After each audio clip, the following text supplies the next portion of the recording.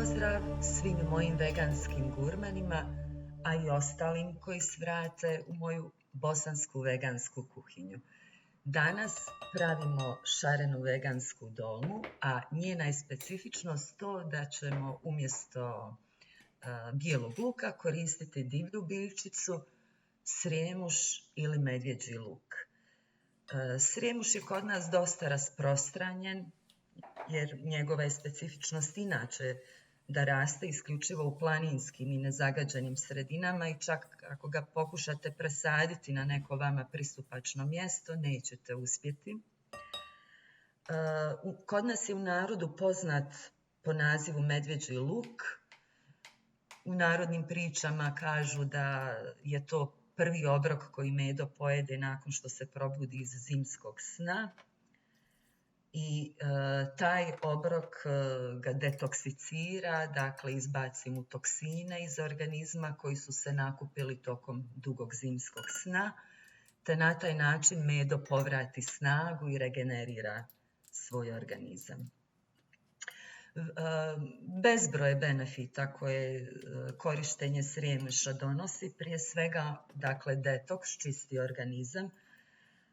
Zatim, općenito djeluje na očuvanje kardiovaskularnog sistema jer snižava krvni tlak, poboljšava cirkulaciju, smanjuje količinu lipida, triglicerida i kolesterola. Također je značajna njegova osobina da djeluje kao antioksidans jer ima sposobnost vezivanja slobodnih radikala. Ima i baktericidno i virucidno svojstvo, što je posebno značajno kod respiratornih oboljenja, jer pomaže izbacivanje viška sluzi iz pluća.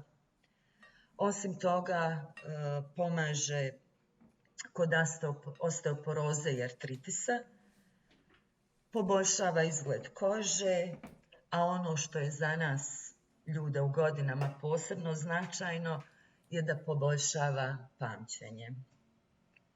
Međutim, mora se biti vrlo oprezan prilikom branja, odnosno skupljanja medvjeđeg luka, jer ima svoje vrlo otrovne dvojnike, kod nas prije svega mrazovac i đurđicu, odnosno đurđevak, koji izgledaju vrlo slično, međutim značajno se razlikuju po mirisu. Ako niste sigurni, najbolje je uvijek imati uz sebe nekog ko je iskusan u ovom smislu.